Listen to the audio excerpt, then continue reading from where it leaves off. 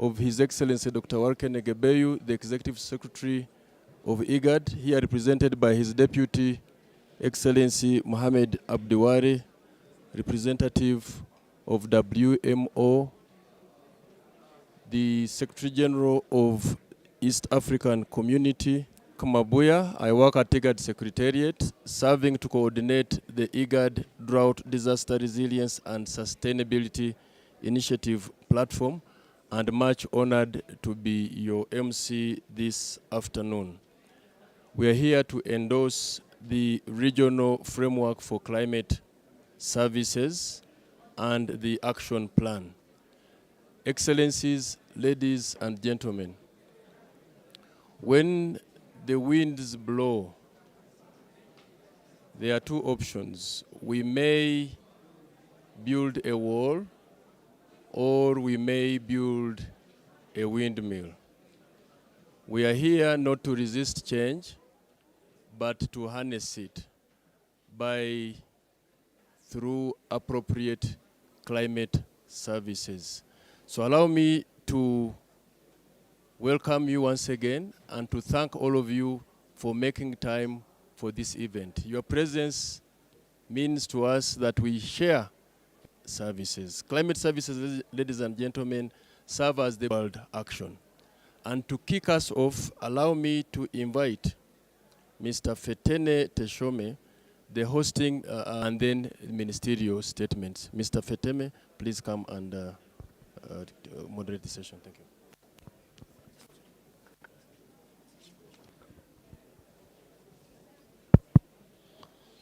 Your Excellency,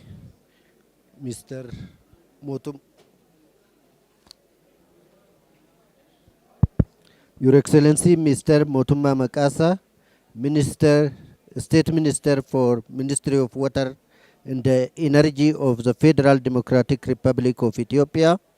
Your Excellency, Mr. Mohamed Abdiwari, the Deputy Executive Secretary of IGAD. Your Excellency, Ms. Veronica Naduvu, the Secretary General of East African Community. Excellency, Dr. Agnes Kijazi, Dear Excellency Minister, thank you very much for attending this high-level ministerial segment. I would like to chair the opening session and following the Regional Framework on Climate Service Strategy and Action Plan presentation.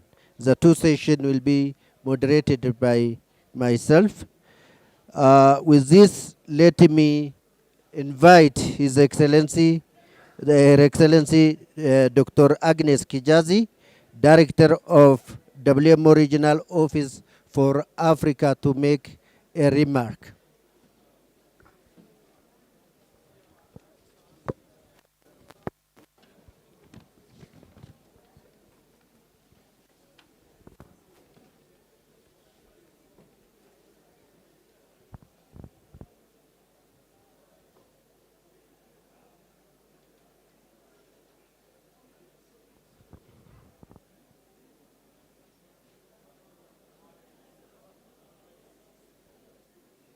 Sorry, technology.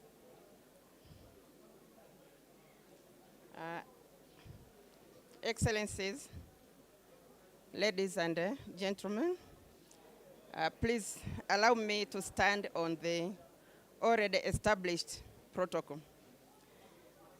I would like to convey apologies of the Secretary General of WMO, Professor Celeste Saul, who really wanted to attend this event, but she could not make it due to other equally important engagement.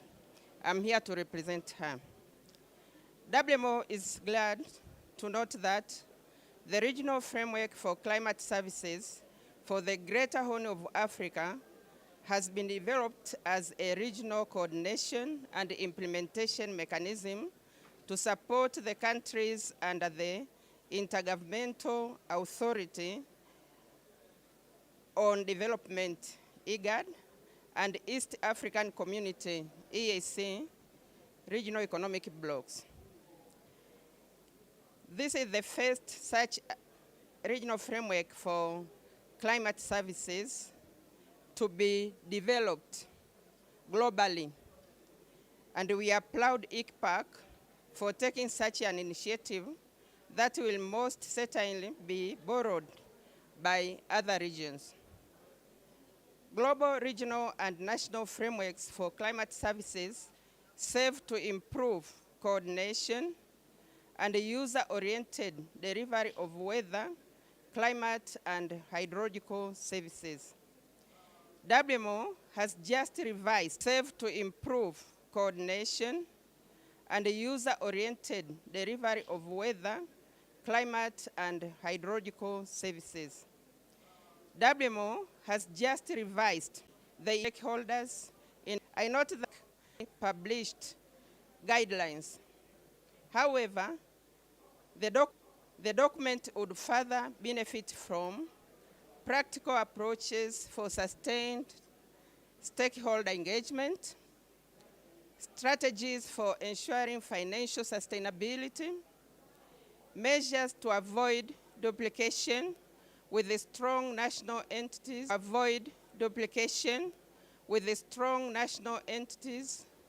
and clear and that include meteorological research, modeling and prediction, climate service information system, user interface platform, and capacity development initiatives. Thank you.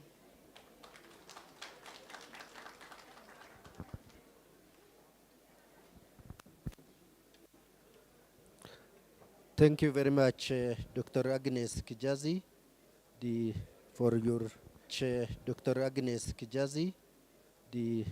your welcome remarks. With this, can community to make her opening remark.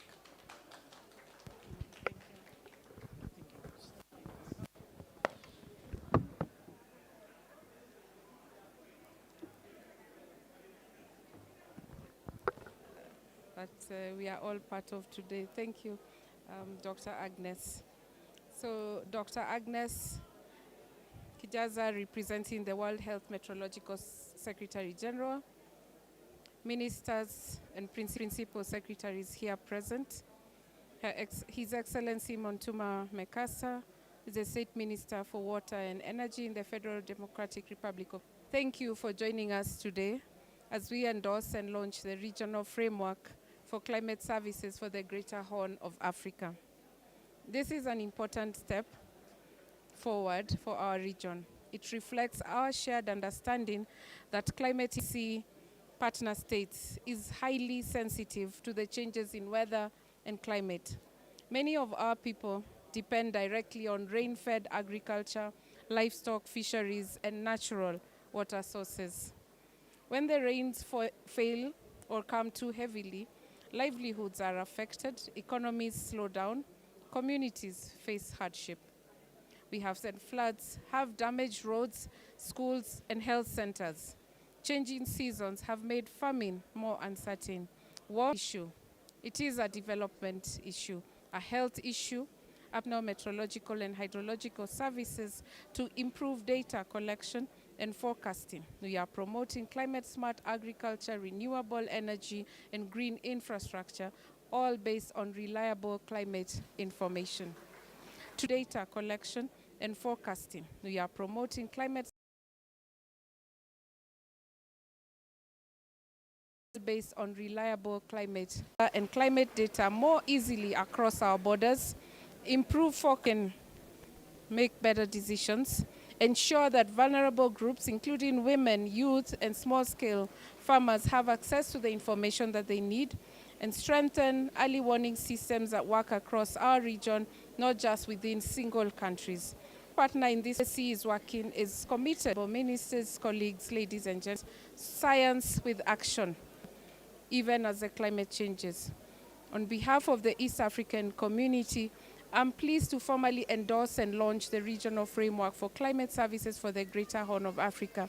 But even as we do so, just like the last speaker talked, it is important to get the water, the conflict that comes as a result of scarce resources, and so on.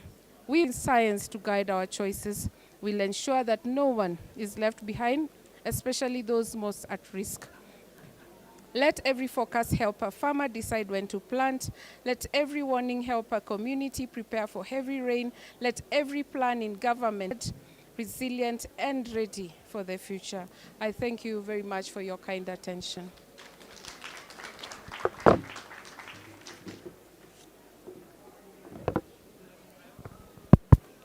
Thank you very much, Her Excellency Veronica Nduva, the Secretary General of East African Community, for your very warm speech. With this, let me invite His Excellency Muhammad Abdiwari, the Deputy Executive Secretary of IGAD, to make his remark.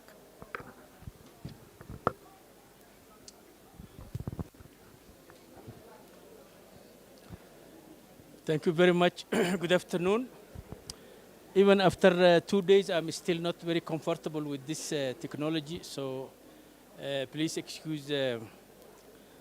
I find this technology very useful for politicians. I wish I had this when I was still a politician, because it really forces you to be economical with your words. Excellencies, Executive Secretary of the East African Community, Excellency, the ministers, representatives from WMO, for the sake of time, let me stand on protocols established. I will be very brief, because really the sentiment and the objective of this platform has been ably articulated by Her Excellency Veronica of the East Africa, elaborate on it as well. Let me just say a few words. The Greater Horn of Africa region is really the biggest area that is victim to climate impact, while historically and even currently we contribute least to the causes of this problem. So this is why the theme of this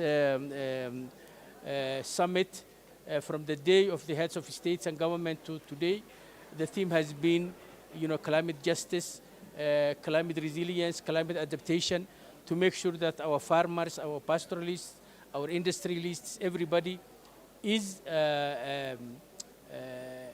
getting the resources they need to adapt to climate. But to benefit from such interventions, we need reliable climate information. And especially, we need climate information, as we have been discussing, Excellency, in the side meeting,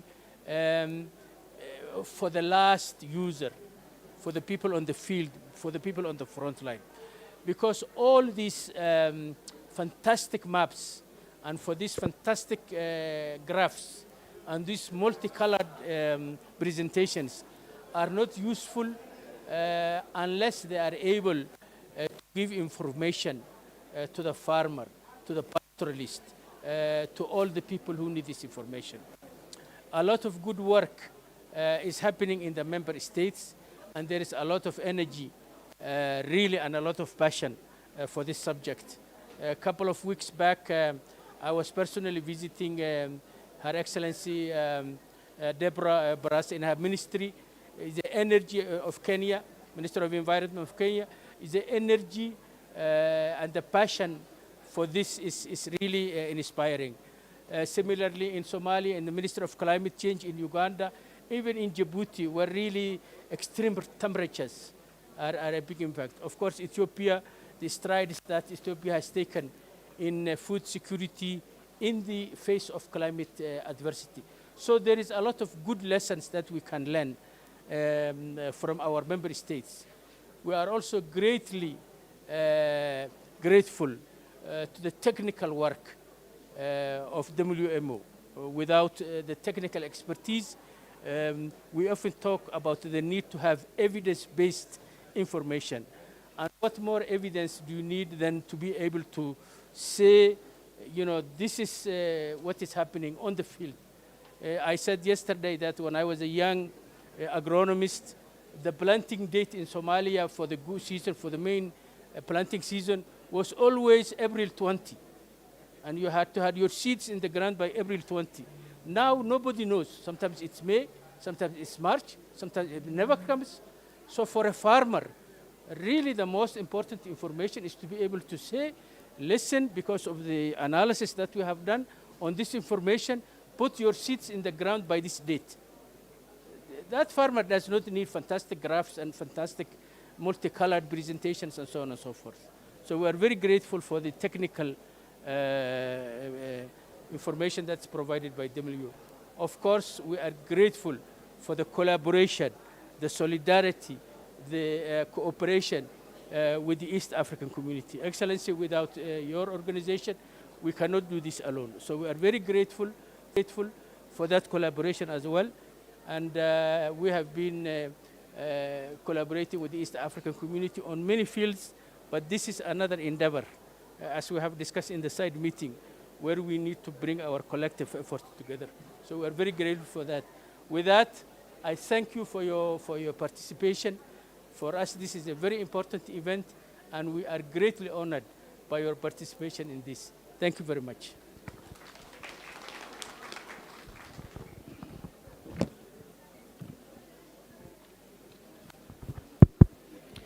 Thank you very much, Excellency Mr.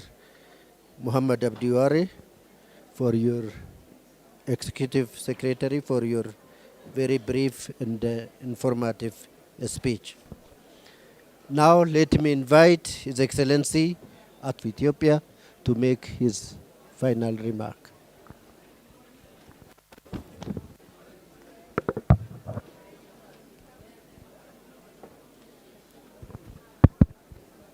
Thank you very much. Good afternoon all. First of all, maybe you know that Ethiopia today inaugurate the Grand Ethiopia Research Dam. Congratulations for that. That is a victory for Ethiopia, for Africa, especially for IGAD member countries. And the inaugurate the Grand Ethiopia Research Dam. Congratulations for that. That is a victory for Ethiopia, for Africa, especially for IGAD member countries. And congrats our deep appreciation for your presence at this important session. The Greater Horn of Africa is one of the most climate exposed regions in the world, frequently experiencing drought, floods, food insecurity, and other climate-related shocks. Yet it is also a region of resilience, innovation, and opportunities. Today's launch of the RFCS GHA demonstrates our collective determination to harness the power of science-based climate information and the service to reduce risks, build resilience, and accelerate sustainable development actions in our countries. The regional framework is a major milestone. It is a major milestone. It provides a platform for a government, regional organization, and the development partners to coordinate efforts, align investment, and deliver user-driven climate services that address the needs of key sectors such as climate services closer to our communities. The RFCS will not only save lives. I'm particularly pleased that this framework was developed through inclusive consultation reflecting the priorities of IGAD and EAC member states and building on global and continental initiatives under the Global Framework for Climate Services of partnership and eco-production, ensuring that climate services are not only generated but also accessible trusted, and accountable. Excellencies, ladies and gentlemen, the endorsement and the launch of the RFCS Greater Horn of Africa today is not the end, but the beginning of a new chapter. It calls on all of us, government, regional institutions, research bodies, civil societies, private sectors, and the development partners to work together in mobilizing resources and ensuring effective implementation. Only by acting collectively can we transform climate information into climate action that safeguards our people, sustain our ecosystem, and empowers our communities.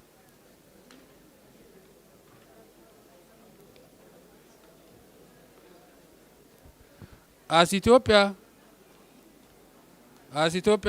we are committed to supporting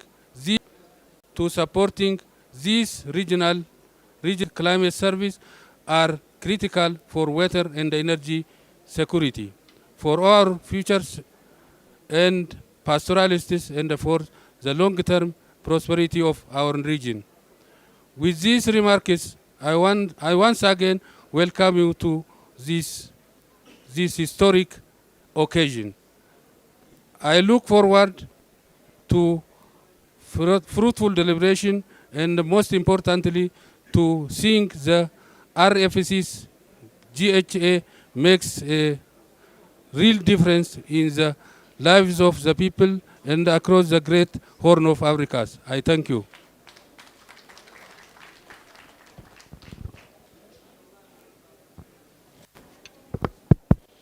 Thank you very much, Your Excellency, Mr. Mutuma Magasa, for your opening remarks. I thank you all speakers for delegate for this very important session. Now let us proceed to the Regional Framework on Climate Service Strategy and Action Plan presentation. I would like to invite Mr.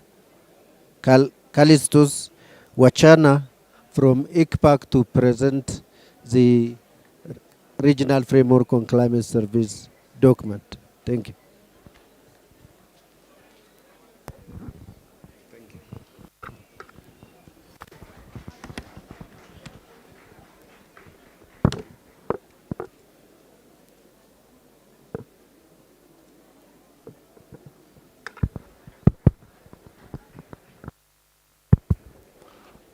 I think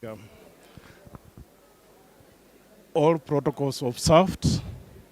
My name is Callistus Wachana. I'm going to go through the regional framework for the Great Horn of Africa. It has been a long wait, where 85 heads of states and governments, 285,000 scientists participated.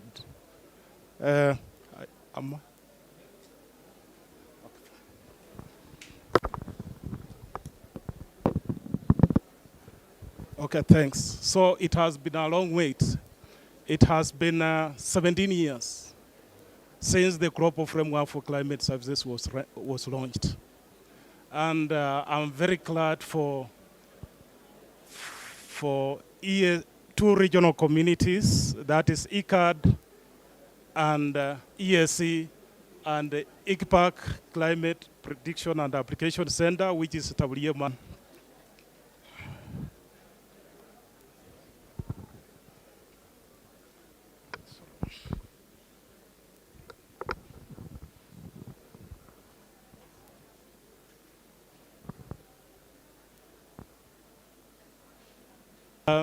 This regional framework for climate services is developed based on WMO Global Framework for Climate Services. I've said that the global framework was launched in 2009. It has taken time, and through support from the European Union through the Indo-SCP Climate Services and related application program, supported the development of this framework. Also, IGRA, IGRA is Accelerating Impacts of CGA Climate Services for Africa project, has also given a great hand in supporting this framework. Next. We followed key steps, WMO key steps for developing the framework. And this framework is an institutional mechanism to improve the delivery, the development, delivery, and use of science, climate services, and prediction. We followed the steps as listed there. You might not be seeing them. So, okay. In ICPAC, we realized one thing, that after the launch of Global Framework for Climate Services, we just went direct to the national, with the National Framework for Climate Services. In the region, we have 3 countries that have developed the National Framework for Climate Services. That is Tanzania, Kenya, and Ethiopia. Uganda are on the way. Out of 11, we have to make sure that at the end we developed one. So what was missing in the middle? Okay, Regional Framework for Climate Services, and it can connect the global and the national. And all, if you look at them, they follow the same procedures, but they address different users. Next. Okay, the Regional Framework for Climate Services has key strategic pillars, the Regional Framework strategic pillars. It starts with data, okay? Observation and monitoring is very key. By doing so, you will capture the information that will support different sectors.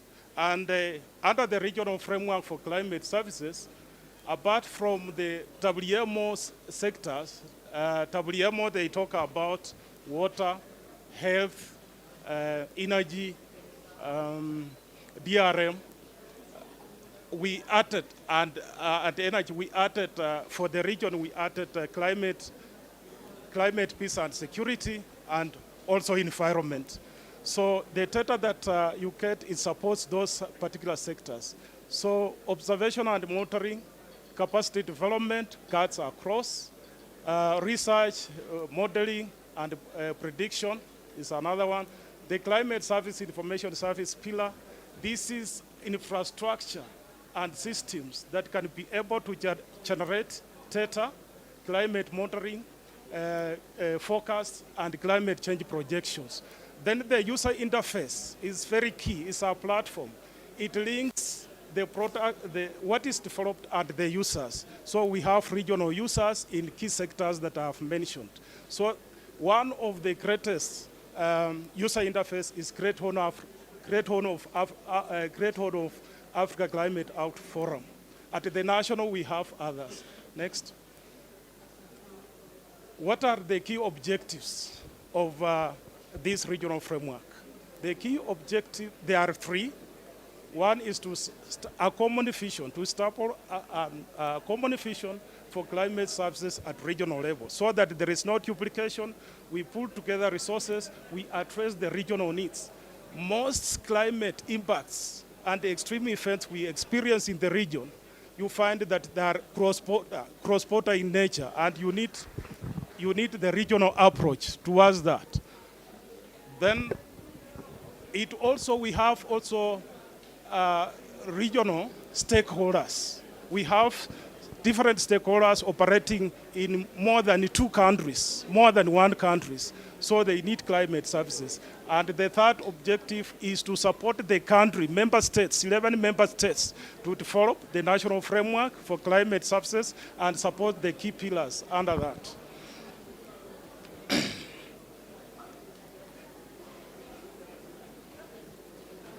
Okay. What are the benefits? The benefits is to deliver climate services at regional that supports early warning, resilience, sustainable development processes. That is, but at the end, we need to have a common vision and frameworks.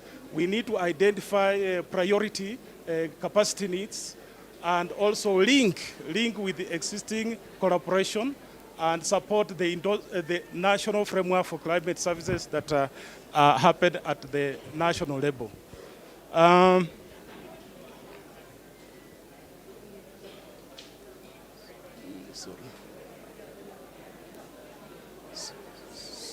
Sorry, go back a bit.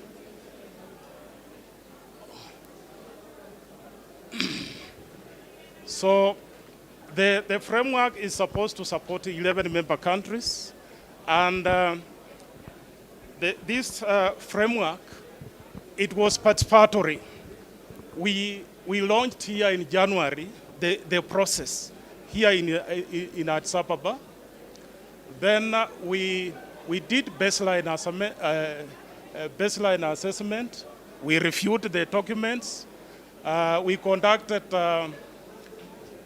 interviews, major stakeholders within the region. We had a meeting here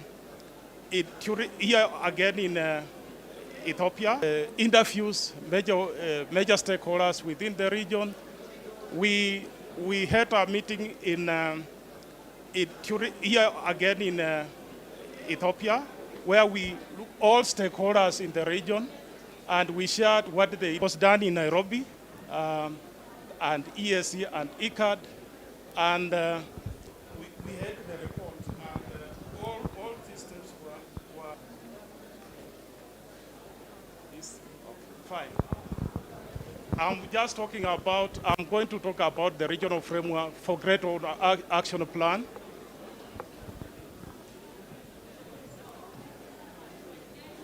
My colleague. It has 4 sections. Section 1 is introduction and background. And as an equivalent at the regional level, it looks at the mandate and it introduces 3 pillars of the regional framework for climate services as I've shared.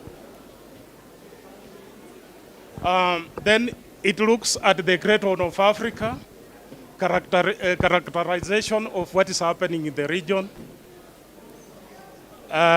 climate-related risks and projects, projected changes, the current and the projected.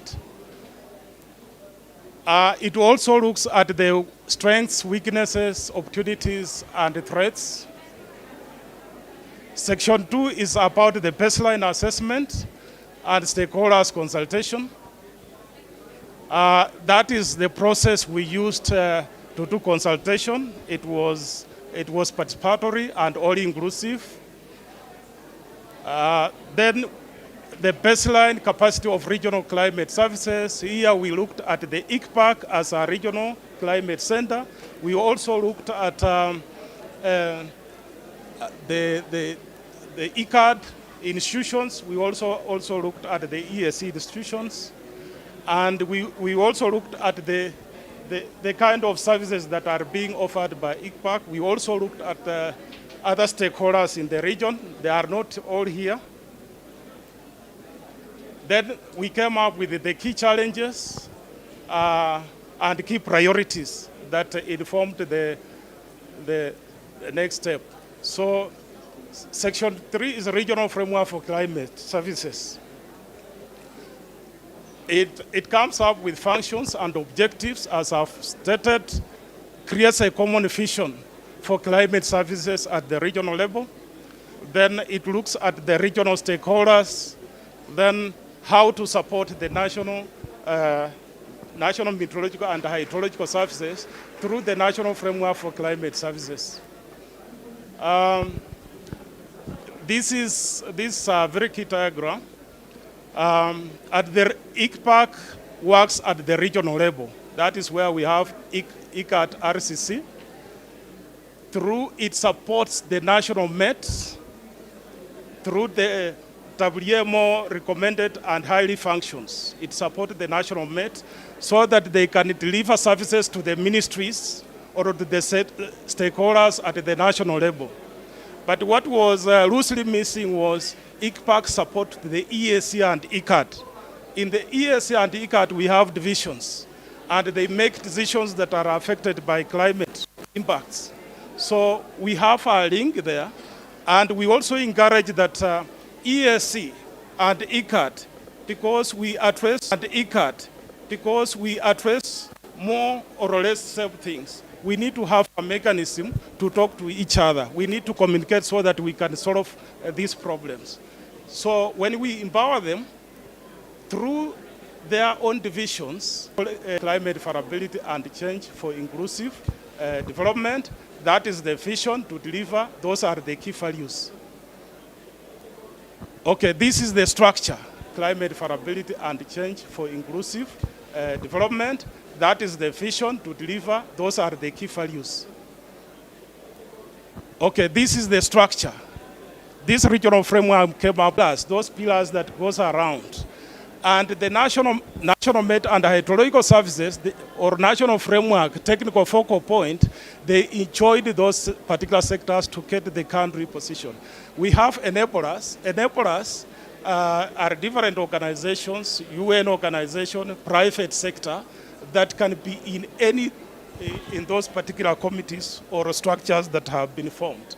That is the indirect committee, chaired by IGAD and EAC, and you can see the membership and their responsibilities. Under that, we have indirect steering committee on climate services, chaired by IGAD and EAC, and those are members and their responsibilities. We have the secretariat, as I talked about. It runs, is the engine of the framework itself. We have cross-border technical committees. They work with the secretariat.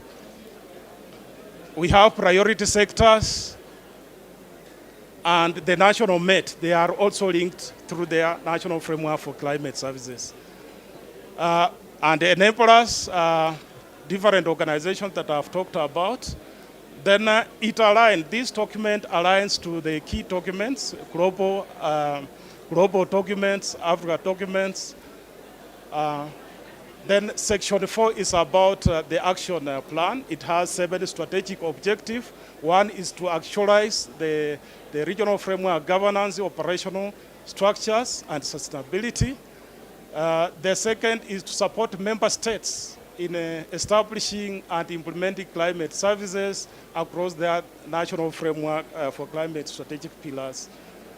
And the third, strengthen and harmonize regional observations and monitoring systems for improved climate services delivery. Then the fourth is about interdisciplinary research to support the framework. The fifth is mechanism across access, manage, and process data, and generate climate information. Yes, I'm almost done. Then the 61, enhance the access and usability of climate services. Then strengthen the capacity building. This is the estimated cost of the framework. It's around 38 million USD for the next 5 years. That is the cost. Then we have other sections of the document, risk matrix, ML, integration. I think when we share this, you will have time to go through. What are we here today? We have done all those particular steps. Now we have the ministerial meeting. We would like the document to be endorsed. And later on, from 2026 to 2030 is implementation. Thank you so much.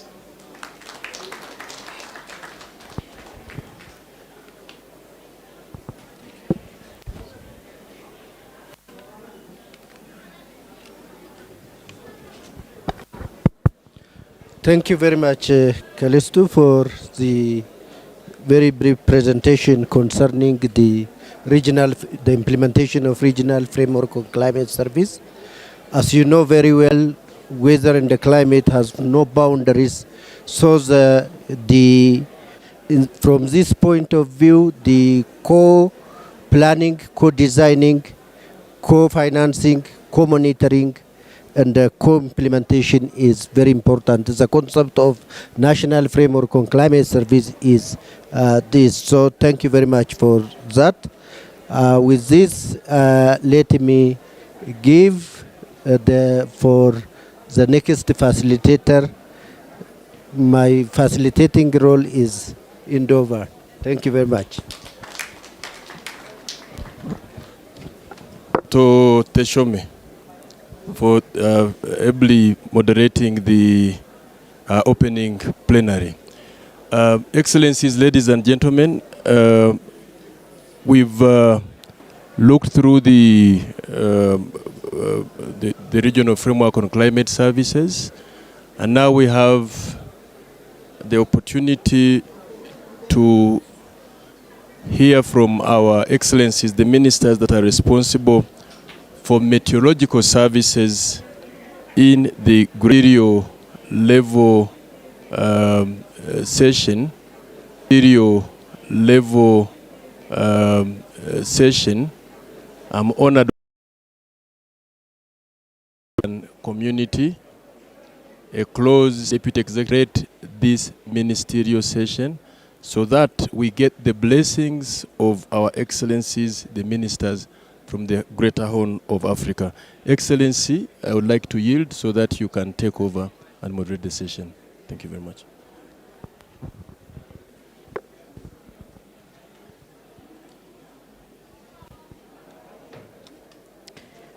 Thank you very much. And I must appreciate the previous speaker for giving a very good highlight of this framework. And I think now we are the most important part, because the people and the excellencies who speak next are the ones who are going to implement, to take the seats up here. We will hear from Djibouti, Ethiopia, Kenya, Somalia, South Sudan, Uganda, and Burundi.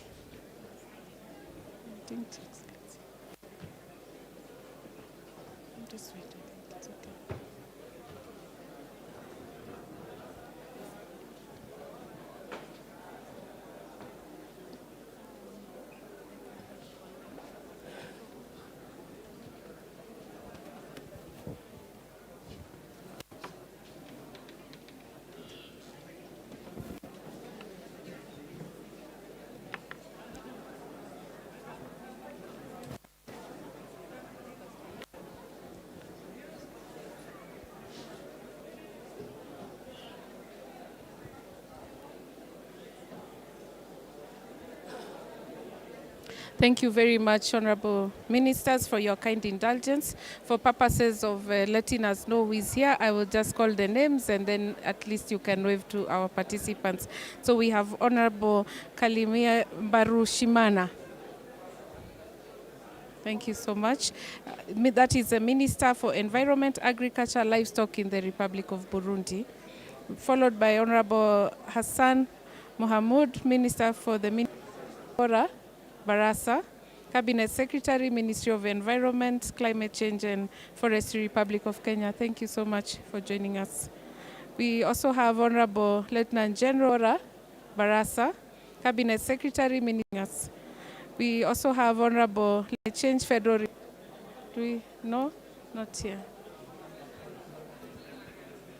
We will get the right name from the Republic of South Sudan.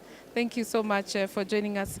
And last but not least, we have Honorable Beatrice Atim Anyor, Minister for Water and Environment, Republic of Tanganyika, et de la zone la plus menacée, Egatumba, où beaucoup de familles ont été obligées de quitter cet endroit. Des grandes infrastructures diverses ont été également endommagées.